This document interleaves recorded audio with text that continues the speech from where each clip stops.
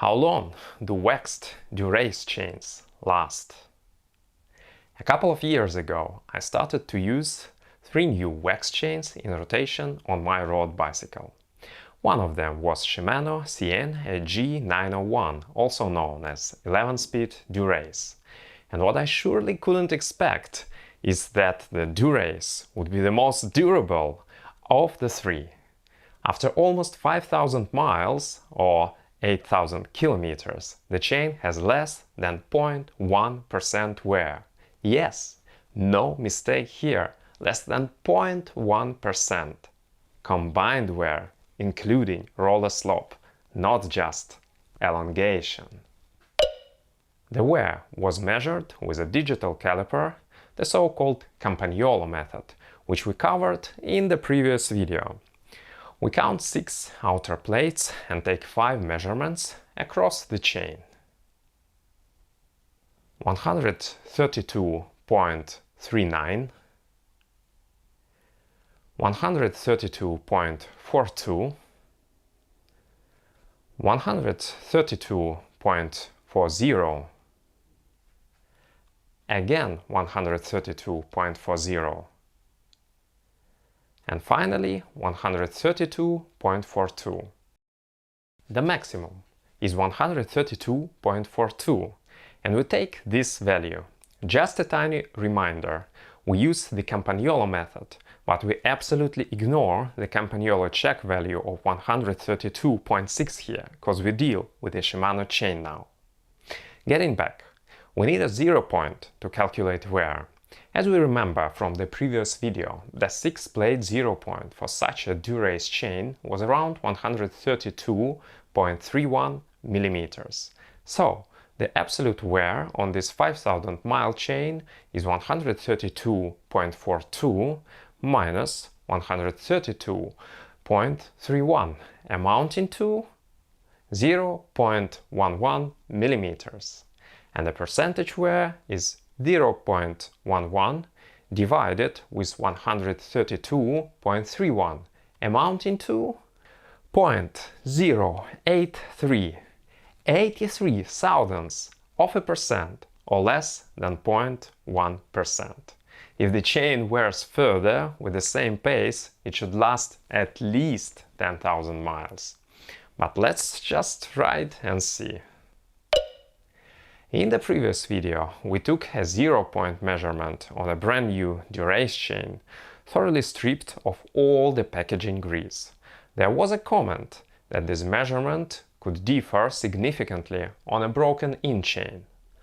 Let's see. This is the same chain after initial waxing and a tough 100-mile ride.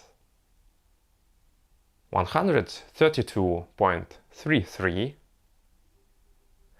132.32, 132.34, 132.33, and again 132.33. The maximum is 132.34. So, on a properly cleaned and waxed Dura-Ace chain, there is just 0.03 of a millimeter difference between an absolutely new and a broken-in state. Hundredths, not tenths. The Dura-Ace above didn't get the 0.3 even after 5,000 miles. Anyway, you are free to define the 0 point at either moment, but I prefer the more strict way. And yes, all these figures could be absolutely different for a different chain in different conditions.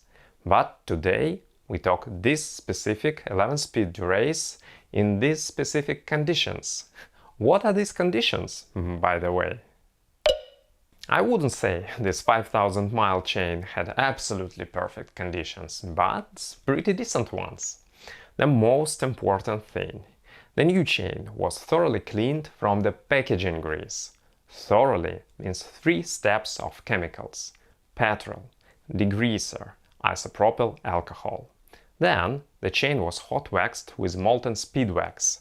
Rewaxing was always done with the hot method, sometimes referred as immersive waxing. However, for a couple of travel months, I didn't have access to my pot of molten wax, and I had to substitute it with ordinary candle wax. Mostly, the chain was re-waxed every 200 miles, but once again, a couple of times this went up to 300. Most rides were in dry conditions, but again, the chain has seen some rainy hundreds of miles as well. For me, this overall experience is a solid proof that hot waxing serves extremely well on condition that initial cleaning from packaging grease is done properly. The last but not least, load behind the mileage. I'm an average amateur cyclist with FTP of around 250 watts and weight of around 150 pounds or 68 kilos. Most of my mileage comes from endurance training rides averaging around 130 watts. More weight and more power would wear the chain faster, but lots of amateur riders load their chains like me, more or less. This Dura-Ace is unexpectedly the most durable chain I've had so far. Two connex chains, which I use in rotation with this Shimano one, also show nice results, though not equally good. However, much more important is that properly done hot waxing can squeeze up to 10 times more miles from almost any chain in comparison to outdated drip lubrication.